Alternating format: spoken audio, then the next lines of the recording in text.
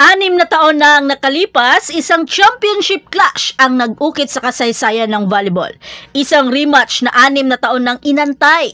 Ang Creamline Cool Smashers ay haharap muli sa Petrogas sa isang nakaka-intense na laban para sa titulo ng PVL All-Filipino Conference. Isang 1-0 series lead ang nawala na nag-iwan ng mapait na pagkatalo.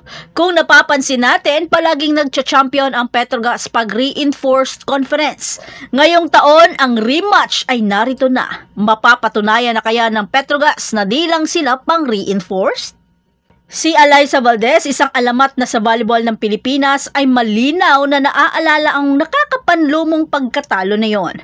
Ang kapangyarihan ni Wilma Salas at Janissa Johnson ay napatunayang walang makakapantay na pagkatalo at talagang mabigat yon para sa Cool Smashers. 30 puntos mula kay Salas, 23 mula kay Johnson. Isang 1-2 punch na nagtapos sa kapalaran ng Creamline. Ngunit hindi na ito ang dating Petrogas. Ngayong taon, mayroon silang isang malakas na lineup na pinamumunuan ng reigning MVP na si Brooke Van Sickle. Kasama sina Jonas Sabete, MJ Phillips, isang malalim na bench na puno ng talento. Ang Creamline naman ay nahaharap sa isang bagong hamon, isang kupunan na may apoy ng kampyonato.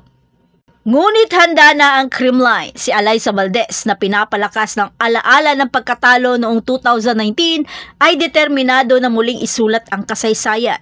Hindi lang ito tungkol sa kasanayan, ito ay tungkol sa puso, tungkol sa sino ang mas gustong manalo. Tiniyak ni Valdez na sa ganitong all-Filipino setting, ang susi ay ang kalusugan at tibay ng loob. Ang mga veterano na kupunan tulad ng Creamline at Petrogas ay maglalaban at ang kupunan na makakapanatili ng malusog at walang injury at ang pagiging consistent sa buong laro ay malamang sa malamang ang magwawagi.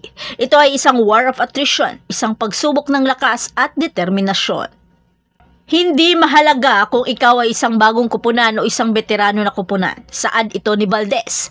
Ang kupunan na may puso, ang kupunan na masigasig na lumaban, iyon ang kupunan na magwawagi. Hindi lang ito isang volleyball match, ito ay isang labanan para sa kadakilaan.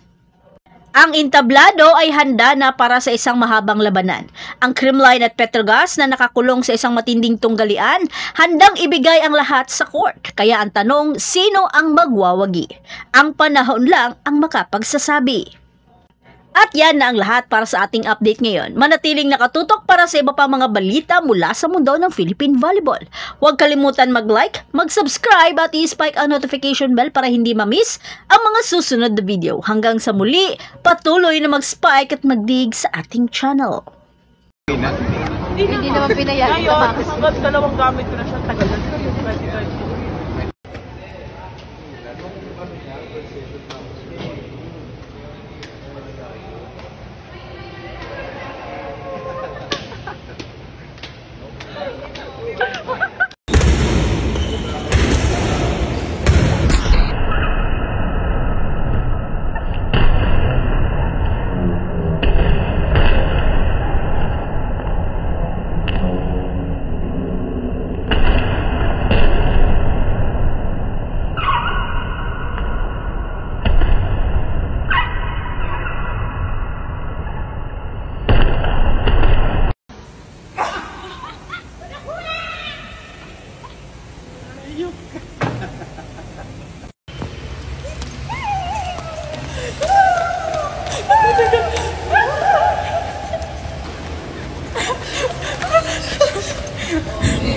Wow.